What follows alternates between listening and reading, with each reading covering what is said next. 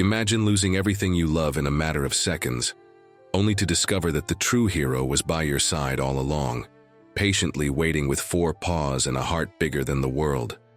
This is a true story that will make you hug your pet.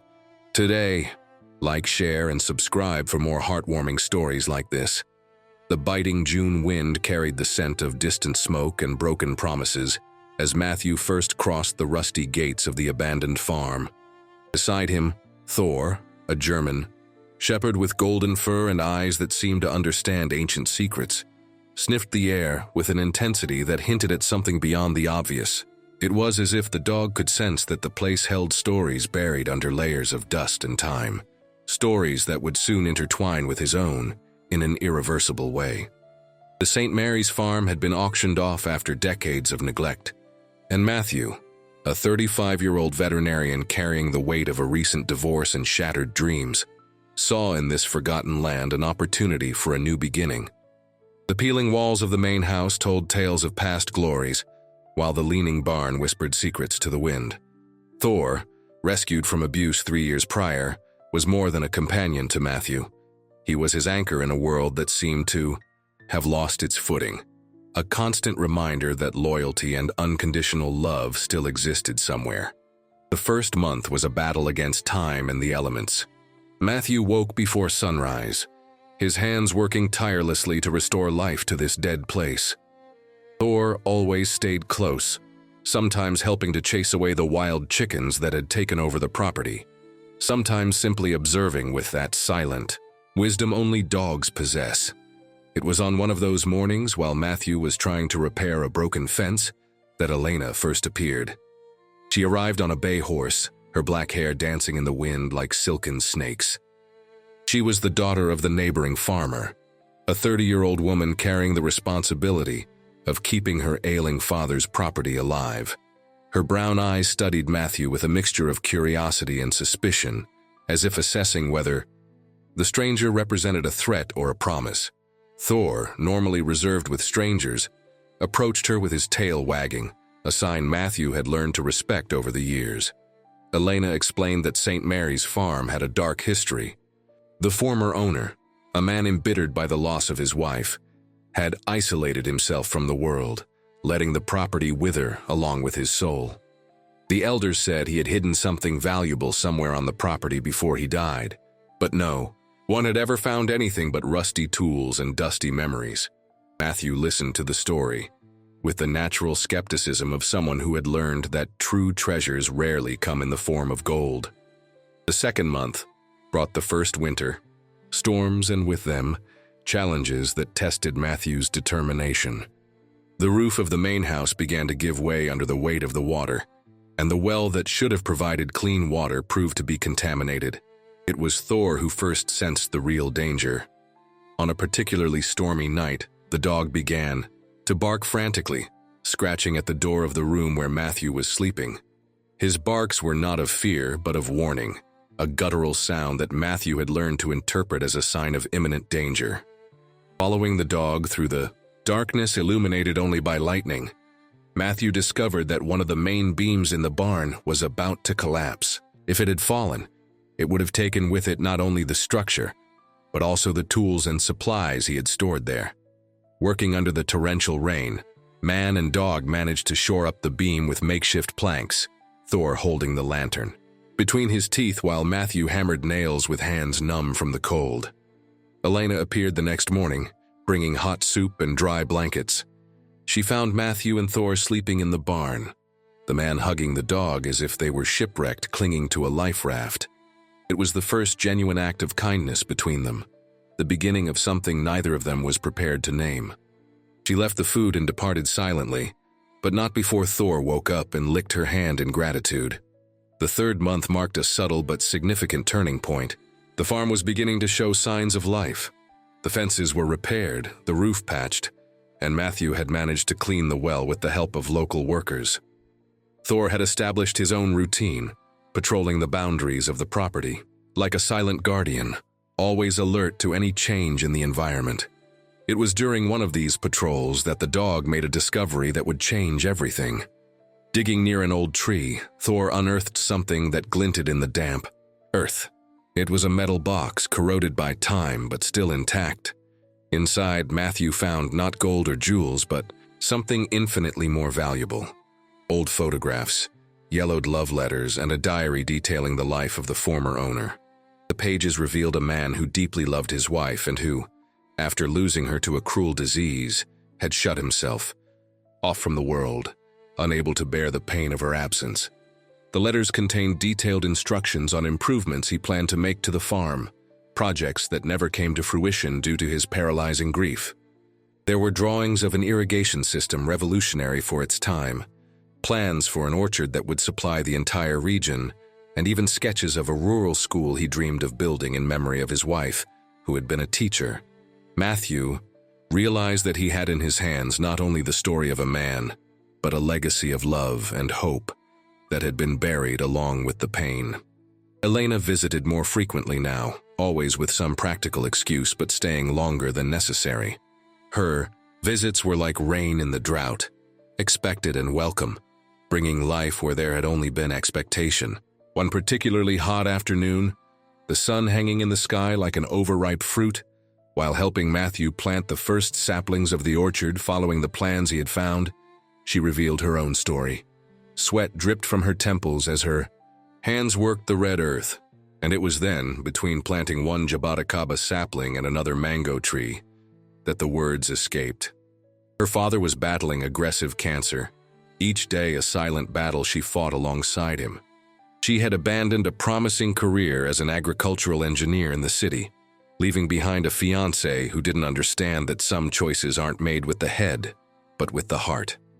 The confession came with tears that she tried to hide by turning her face, but Thor, with that inexplicable sensitivity of dogs, approached and rested his head in her lap. The moment stretched on, sacred in its simplicity, as Matthew watched how her hands, so strong when working the land, trembled slightly as she stroked the dog's head. The fourth month brought a challenge neither of them had foreseen. Autumn arrived, painting the leaves gold and red, but it brought with it shadows darker than the changing seasons. A mining company, Meridian Corp., had discovered traces of iron ore in the region and began to pressure the small landowners to sell their land. The first signs came subtly, like snakes slithering through the tall grass. Men in dark suits and mirrored glasses appeared on neighboring properties, their generous offers hiding sharp claws. Matthew received the first proposal one morning when frost still covered the fields, the elegant envelope contrasting with his calloused hands. The numbers danced before his eyes, values that would solve his financial problems once and for all, that would pay off his divorce debts and still leave him enough to start over elsewhere. But whenever he considered accepting, whenever his fingers neared the pen to sign, Thor became restless. The dog began to walk in circles, his low moans filling the air with palpable apprehension. It was as if he could sense the imminent betrayal of the dreams that were being built in that place, as if the roots they had begun to grow in that land were screaming through him. The pressure increased gradually, like water slowly boiling to a boil. First, the cordial visits became insistent. Then, small incidents began to happen. On a gray Monday, Matthew found part of his fence cut, the barbed wire twisted as if cruel hands had enjoyed the destruction. Thor sniffed the area for hours, memorizing strange odors that the wind had difficulty dispersing. The following week, the well woke up with a strange, oily smell, which made Thor recoil growling when Matthew approached to investigate. Subsequent tests revealed diesel fuel contamination, subtle enough to go unnoticed for days, but potent enough to render the water unusable. While Matthew worked to drain and clean the well, Thor maintained constant vigilance, his fur bristling like antennas picking up invisible signs of danger. The violence escalated one morning that began with the melancholic song of an owl. Matthew woke up with Thor growling low, a sound that came from deep in his throat and that he had learned to fear. Following the dog to the pasture, he found Thor collapsed, pink foam at the corners of his mouth, his body trembling in spasms. Beside him, pieces of raw meat strategically scattered, the poison still glistening on its greasy surface. The veterinarian in him took control with surgical precision. Trained fingers induced vomiting. Activated charcoal was administered, intravenous. Fluids improvised with equipment he always kept on hand for emergencies. It was hours of agony, Thor fighting the poison while Matthew fought against despair. The dog survived, but not unscathed. A deep cut on his hind leg, probably made while trying to escape whoever had spread the poison, needed 15 stitches. While suturing his companion's wound, Matthew's hands trembled not from fear, but from a cold rage that settled in his chest like a piece of ice. Someone had crossed a line. It wasn't about land or money anymore. It was about the life of the one who had become his family, his safe harbor in a world of storms. Elena arrived that afternoon and found Matthew sitting beside Thor, who was sleeping under sedation. The vulnerability in his eyes touched her deeply, and for the first time she took the initiative to hug him. It was a long embrace, laden with unspoken promises and shared fears. When they separated, she took a small amulet that had belonged to her mother from her pocket and put it on Thor's collar. It was a gesture of protection, but also of commitment. The 5th month was marked by an escalation of tension that transformed the quiet rural region into a silent battlefield. The mining company, seeing that subtle tactics were not working, began to operate more aggressively in the shadows. Other farmers in the region began to report similar incidents. Cattle that appeared sick without explanation, crops that withered overnight, wells contaminated with chemicals. Fear spread like morning mist, seeping into every conversation, every glance exchanged at the local market. Matthew and Elena formed an alliance with the resistors, transforming the kitchen of St. Mary's farm into an improvised headquarters. Maps were spread out on the rustic wooden table, red markings indicating properties already sold, blue showing those that still resisted. Thor, even while still recovering, insisted on participating in all the meetings, lying at Matthew's feet but with his ears always alert, as if understanding that the future of his territory was being decided in those conversations. It was during one of these meetings, on a night when the wind howled like hungry wolves, that the unthinkable happened. The group had just dispersed, each returning to their properties under the protective cloak of darkness, when Thor began to show unusual agitation. He ran back and forth, barking at nothing. His snout pointed to the sky as if he could smell the danger in the air itself. Matthew tried to calm him, but the dog was inconsolable. Then the smell arrived, subtle at first, then unmistakable. Smoke. The orange glow on the horizon confirmed his worst fears. The barn was on fire. A fire started in Matthew's barn on a moonless night, when the darkness was so dense it seemed to have texture. The flames began stealthily, licking the dry planks like hungry tongues, fueled by stored hay and wood dried by decades of sun. The fire grew with terrifying speed, transforming into a roaring monster that devoured years of work in a matter of minutes. Matthew was sleeping the heavy sleep of the exhausted, the days of tension and constant vigilance finally taking their toll. His dreams were disturbed by images of Thor running through endless fields, always out of reach, always warning of a danger he couldn't see. It was the sound that woke him first, not the crackling of the flames, but the despair in Thor's bark. The dog wasn't just barking, he was literally trying to drag Matthew out of bed. His paws scratched at the mattress, his teeth tugged at the sheet, and when that didn't work, Thor did something he had never done before. He bit his owner's arm, not hard enough to hurt, but enough to convey the absolute urgency of the moment. Smoke was already seeping under the door when Matthew finally understood the danger. The air was thick, unbreathable, laden with ashes that danced like flakes of black snow. Thor guided him through the house, his barks cutting through the smoky darkness like a sonic beacon. Every step was a struggle against the instinct to lie down and let the poisonous sleep of the smoke take him. They reached the front door just as a ceiling beam collapsed where they had been seconds before. The night air entered their lungs like cold water, painful but vital. Matthew fell to his knees on the dew-damp grass, coughing, his eyes watering, when he realized Thor wasn't by his side. The dog had run back into the flames. Matthew's screams were lost in the roar of the flames. He tried to follow Thor, but the heat was a solid wall pushing him back. Every second stretched like hours of agony as he watched, helpless, the silhouette of his companion disappear into the dense smoke. The fire had spread to the main house now, windows exploding with the heat, the roof beginning to give way in sections. Neighbors began to arrive, alerted by the infernal glow on the horizon. Buckets of water were passed from hand to hand in a desperate chain, but it was like trying to put out the sun with tears. Matthew didn't participate in the efforts, his eyes fixed on the spot where Thor had disappeared, his lips murmuring promises and pleas that the wind carried to the flames. Then, when hope began to evaporate like water in the buckets, a dark shape emerged from the inferno. Thor staggered, his singed fur emitting smoke, his paws leaving bloody tracks on the earth. But his jaw was firmly clamped around something. It wasn't just any object that the dog had risked his life to save, but the metal box with the memories and plans of the former owner. The metal was too hot to touch, burning Thor's mouth, but he didn't let go until he deposited the treasure at Matthew's feet.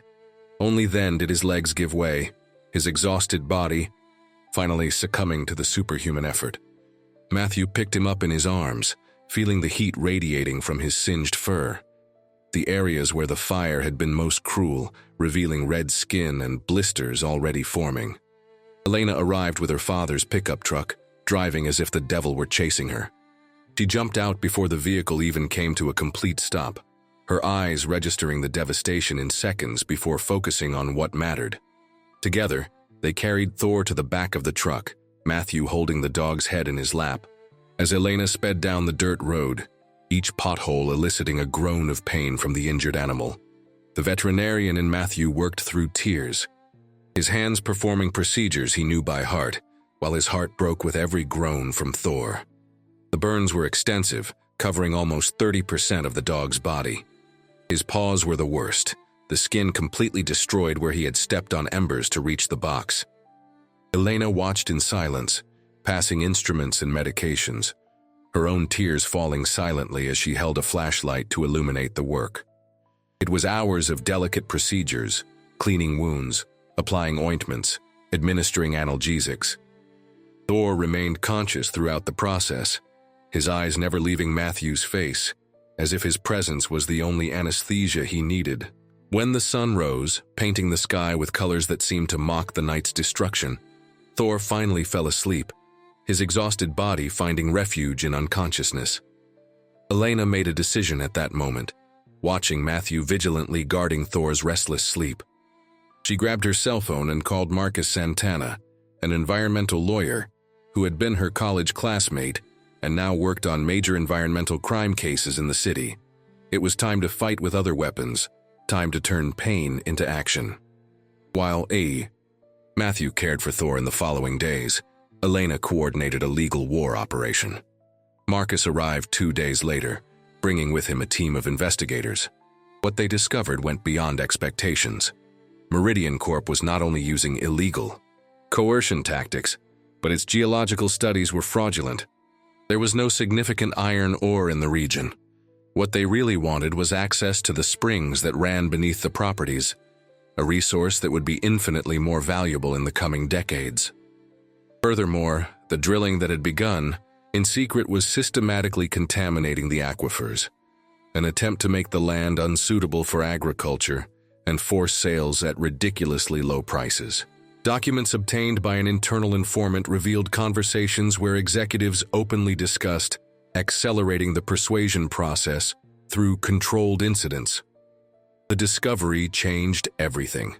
It was no longer a battle of David against Goliath, but a war where David had found the right stone for his sling. Matthew, now living in a makeshift structure while rebuilding the house, worked tirelessly to implement the irrigation plans found in the diary, knowing that productive land would be harder to expropriate. Thor, his paws still bandaged, insisted on maintaining his vigilance. One morning in a dense fog, his behavior became particularly agitated. He sniffed the air and whimpered softly, a sound that Matthew had learned to associate with imminent but yet unmanifested danger. Following the dog's instinct, they discovered that the mining company had started clandestine drilling on the neighboring property, threatening to contaminate the entire aquifer in the region. The discovery was the catalyst for an unprecedented mobilization. Elena used her connections to alert the press, while Matthew organized the farmers into a formal cooperative. Thor, even injured, became an involuntary symbol of resistance, his story of loyalty and courage inspiring support from unexpected places. Donations began to arrive, as did volunteers willing to help in the fight against the mining company. It was on a drizzling afternoon that Elena and Matthew finally admitted what had grown between them. They were planting the last saplings of the orchard when she stopped, her hands dirty with earth, and simply said that she couldn't imagine that place without him. Matthew responded not with words, but with a kiss that tasted of rain and promises. Thor, watching from his usual place under the makeshift porch, wagged his tail in silent approval. The legal battle that followed was epic in its complexity. Marcus Santana proved to be a brilliant strategist, using each piece of evidence like a carefully positioned chess piece. The media was alerted, and the story of Thor, the dog who saved historical documents from an arson, captured the public's imagination. Pictures of his bandaged paws circulated on social media, transforming him into an involuntary symbol of resistance against corporate greed. Matthew, now living in a makeshift structure at the back of Elena's property, divided his time between caring for Thor and rebuilding what had been destroyed. But he wasn't alone. The community, inspired by the dog's courage and his owner's determination, organized work parties. Every weekend, dozens of people showed up with tools, materials, and willing hands to help. Thor watched everything from his place of honor, under a makeshift tarp, his paws still bandaged, but his eyes alert. He had changed after the fire. He was still the vigilant guardian, but there was a deeper wisdom in his gaze, as if he understood that his role had transcended simple physical protection. He was now the beating heart of a community in transformation. The irrigation system from the old plans began to take shape under Elena's supervision, who revealed her knowledge of agricultural engineering with renewed passion. Every ditch dug, every pipe installed was an act of rebellion against those who wanted to turn fertile land into devastation. The orchard, though young, already showed promising signs, the saplings bravely resisting the approaching winter. It was on a cold, windy afternoon, 6 months after the fire, that the court decision arrived. Meridian Corp was not only prevented from operating in the region, but would face criminal charges for its methods. Executives were arrested, including the one directly responsible for the incidents. The victory was complete, but like all important victories, it came with its price. Thor had fought bravely during his recovery, but the damage from the poisoning followed by the burns had taken too high a toll on his body.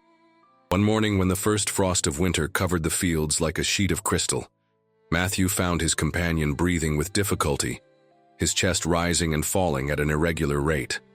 The veterinarian in him knew what was happening, but the man refused to accept it. Elena arrived to find him kneeling beside Thor, holding the dog's paw as if he could transmit his own life force through touch. She knelt beside them, her tears falling silently on the fur still marked by the scars of the fire. Thor fought all day and all night, his eyes never leaving Matthew's face. It was as if he wanted to memorize every line, every expression to take with him on this last journey.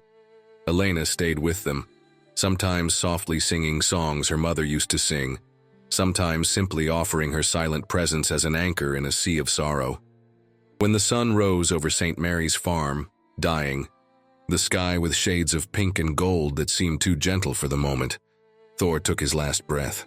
It was soft, almost imperceptible, as if he didn't want to cause any more pain to the man who had been his world. Matthew held him for a long time afterward, his body shaken by sobs that came from a place so deep they seemed to tear pieces of his soul. Thor's funeral was unlike anything the region had ever seen.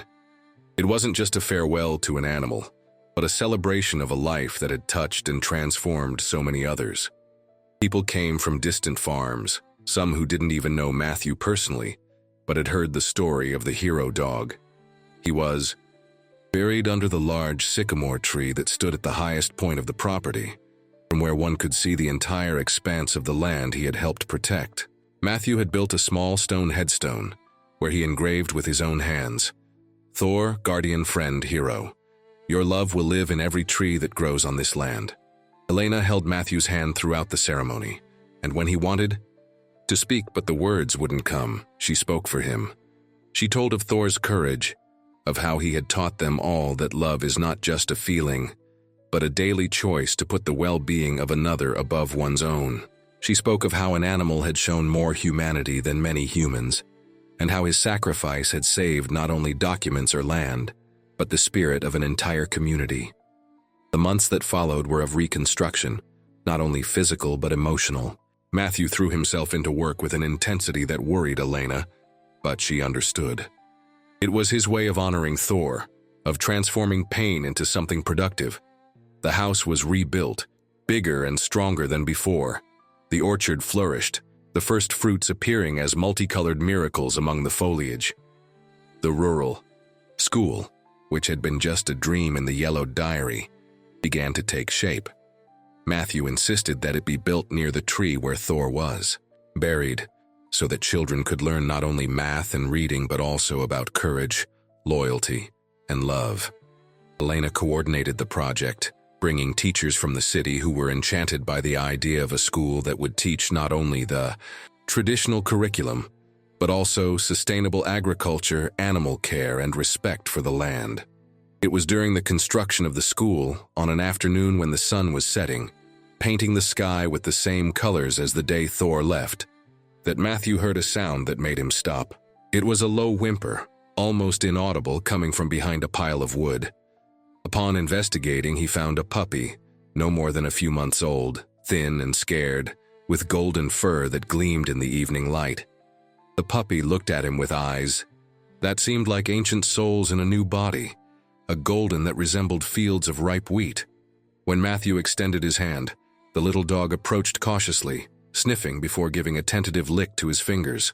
Elena, who had been observing the scene from afar, approached slowly, her heart tightened by the similarity of the moment. "It's not him," Matthew said softly, more to himself than to her. "It could never be." "No," Elena agreed, kneeling beside him. "But maybe it's his way of saying it's okay to move on." The puppy, as if understanding, climbed into Matthew's lap and nestled there, a small golden sun against the darkness that had resided in his chest for so long. It wasn't a replacement, but a continuation. It wasn't the end of a story, but the beginning of a new chapter. They named him Apollo, the god of the sun and light, because that's what he brought back to their lives.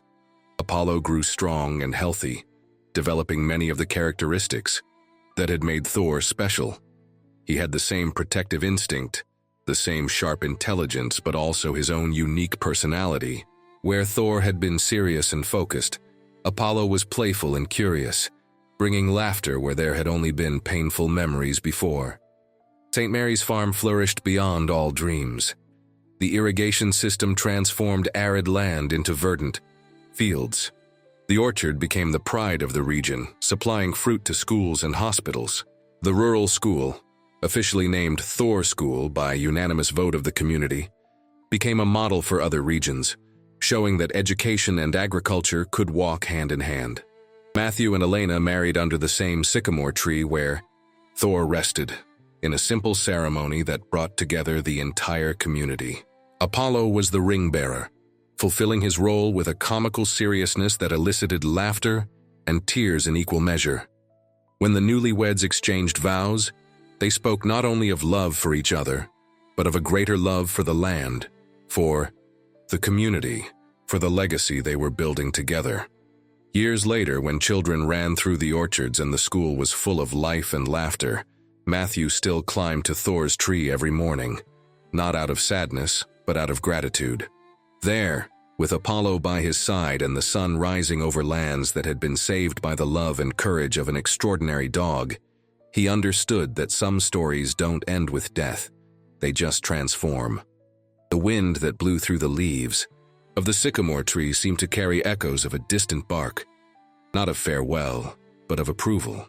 St. Mary's farm had become what the former owner had dreamed of, what Matthew had struggled to build, what Thor had given his life to protect, a place where love took root as deep as the trees, where loyalty was taught by example, and where each dawn brought the promise that the sacrifices of the past had not been in vain. And so, when visitors arrived and asked about the history of the place, Matthew would take them to the tree, Apollo trotting proudly beside him, and tell them about a dog who had been more than an animal, more than a friend. He would tell them about Thor, the guardian who had taught an entire community that true heroism lies not in grand gestures, but in the daily willingness to put love above fear, loyalty above profit, and the common good above self-interest. Invariably, at the end of the story, with the sun setting and painting the sky with colors of hope, Matthew would ask the same question that echoed beyond the words, reaching the heart of every listener.